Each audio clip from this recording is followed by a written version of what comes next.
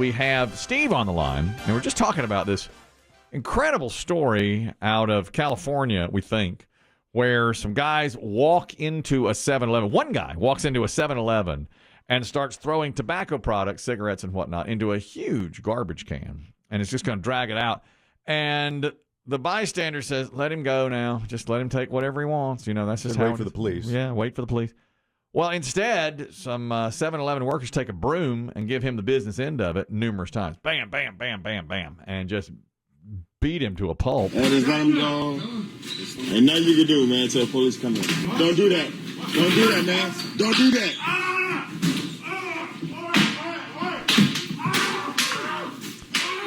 So they beat him down. At the end... 25 lashes. Yes. At the end, the guy who was robbing the store after he'd been beat to a pulp said, hey, man, can I at least get a soda? Give me something. And crawls away.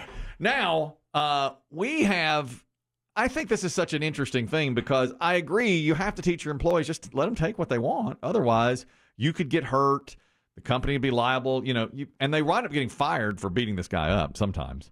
That happens. But at the same time, and I think Dave pointed this out, you're there, and it's like a human reaction to do something. You don't want to get walked all over.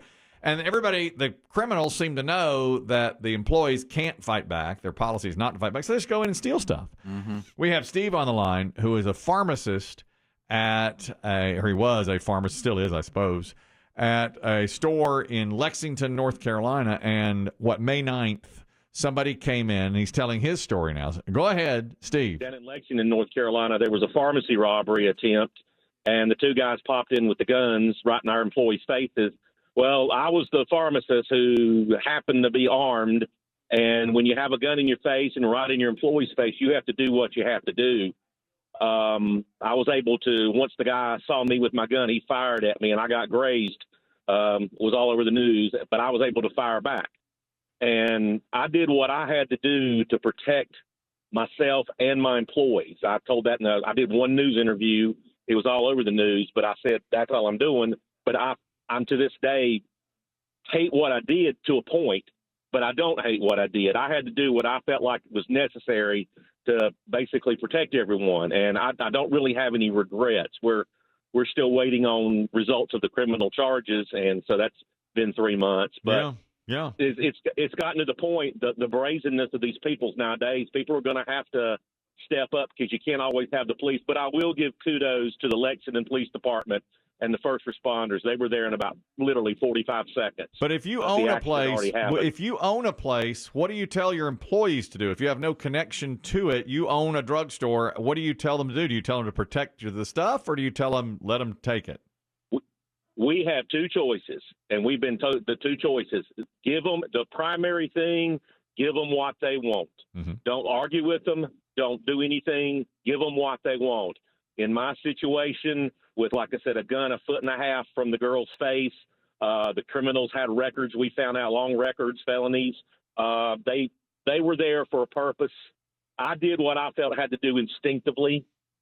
Like I said, I don't want to have to ever do it again, but the situation called for me to do what I needed to do to at least present a weapon and protect ourselves. And since they fired at me, I had to fire back. But what you want to do is give them what they want. Now, I get some mixed signals from Steve because he says I had to fire, but give them what they want. Now, he did get fired upon. He said. He was like our buddy Weather Dave, grazed with a bullet. That's right. They've got grazed. I got grazed. Unfortunately, it brought out Dave's spindly arms because pictures were everywhere. Nothing good came out of this whole thing. No. And it's still in court. You were all over the news. I know. He's famous as he can be. I hate that. You know that. To this day, anytime we talk about this, we talk about there was other people shot. Right. I'll say 3 people were shot. And I'm like, well. On Dave's shooting day? On Dave's shooting day. Oh. And I'm like, well, who are the 3? There was that guy and that guy. Who's the third? It's Dave. It's always Dave, and I forget that. He's in the room. He's in the room. When's your anniversary, Dave? When's shooting day? November 6th. Okay. I think. And you had the, it was a grazing for sure. It looked like a mosquito bite. Yeah. But your arms came into question. People said, don't you lift? I know. It's not right. It's always the picture. It's always the front of the picture, and it's whatever's in the background. It's always that they want to talk about. Let's get the real story here. The man was shot. Yeah. Is it behind the blemish? It is the blemish. You got a zit on your arm. I know. That's a bullet wound. That's a gunshot wound. Lisa Lear's our official attorney of this program. She'll weigh in on this. Lisa, it's such a, to me, a conundrum when you're an employee of a place and somebody comes in to rob it. You're taught, give them what they want, but don't you think there's something in our DNA that says fight back? Don't you think? I would defend my employee for fighting back. What are your thoughts? Yeah, for sure. I think there's a natural instinct, and if you're armed, like the pharmacist was, of course, you have that ready capability. The reason these stores have these policies is for the protection of their employees and the public, because that could have easily gone a different way. If that perp had been a better shot, then the pharmacist would, that was grazed could be dead, and so it could have gone quickly from, instead of giving them what they want, to, it ended up great, and thank goodness. But I see both sides, like the employee, but also why the store wants to protect everybody, because it could easily go a different way. But it's I like the guys beating the 7-Eleven robber. Oh my gosh, I watched that over and over. That's just good stuff, But, that's why she's the best lawyer there is. Yeah. She watches that video for fun. She's like, look at that guy get beat up. It's great, bad guy. But you can see why. I get it. I get the instinct. Yep. I'm sort of one of those people that I have a fight instinct, and have done stupid things to protect people. But it could easily go a different way. That's the problem, and that's why these employers come down.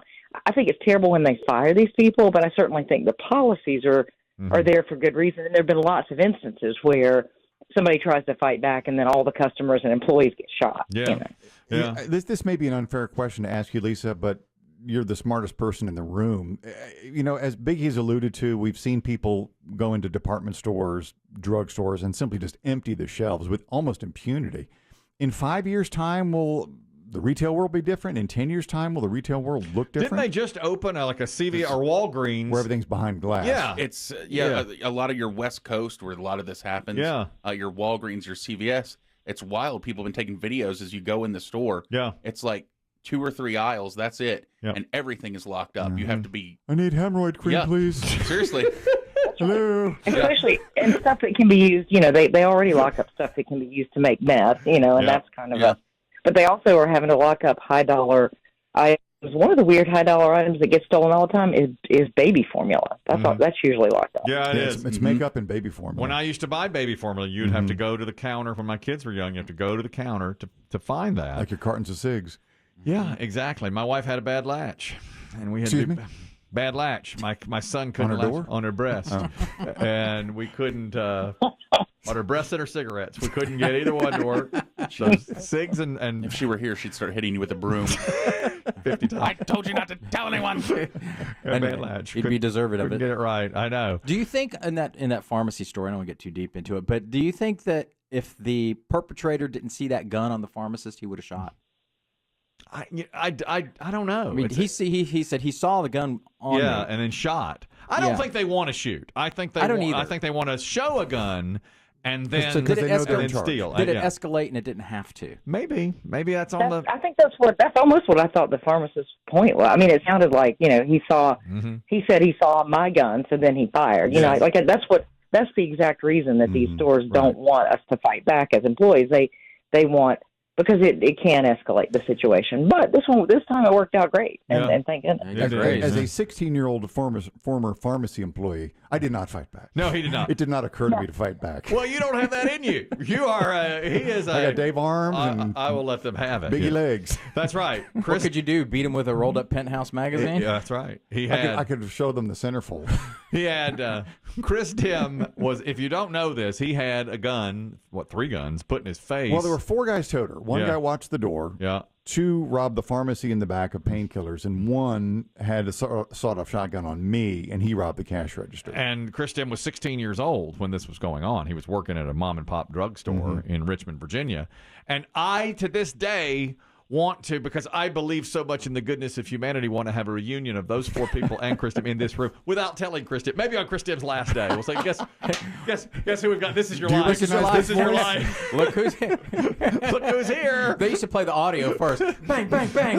I know. Oh, my friends from the pharmacy. Here's Scar. Here's 8-Ball. Here they're coming in. But with all 4 of these guys with weapons, not one of they didn't fire a shot. Right. Because we acquiesced. There was only 2 of us in the store and 4 of them. I think that's what they want. They don't want anything messy. They just want to get their drugs and go, right? Yeah. And that, I would think, almost always. And that is another reason I think people say, don't just give them what they want and let them go. But they did not wear masks. And I was able to give a police sketch artist description. I went to the lineup and picked him out of a lineup, and I had to testify against him in open court.